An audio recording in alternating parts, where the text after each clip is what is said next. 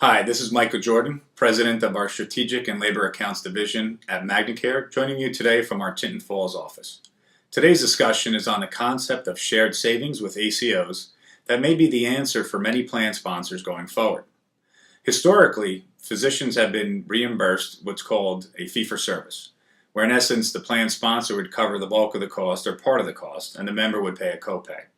Unfortunately, with fee-for-service, there wasn't a quality aspect associated with that. So in many instances, physicians had to have multiple office visits or fee-for-service in order to generate revenue without necessarily a quality outcome associated with that.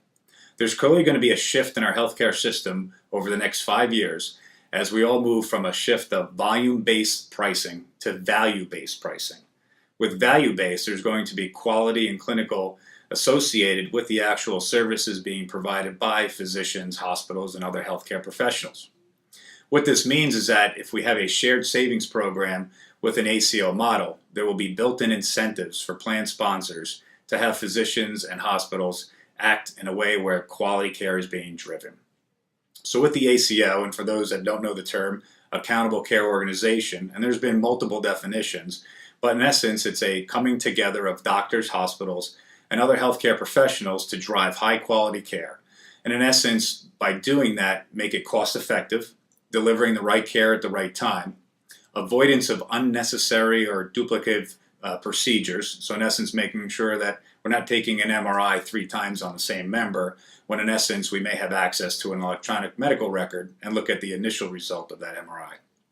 In essence, pay more to the ACO is really the goal, because we want the ACO to deliver a better outcome. So we want them to drive a better cost and share in the surplus at the end of the road.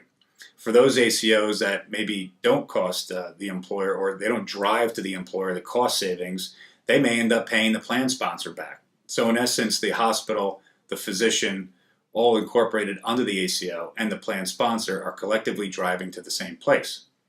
Keys to the success: track record. Does the ACO that you're in conversations or discussion with have a successful track record to date? How long have they been doing it? How much along the way have they been successful in providing that outcome? Analytical tools. So what are the tools that they're actually using to arrive at their outcomes? And lastly, how are the physicians structured? Is there really a measurable and meaningful incentive program to help them want to drive to a better outcome? Thanks, and enjoy your day.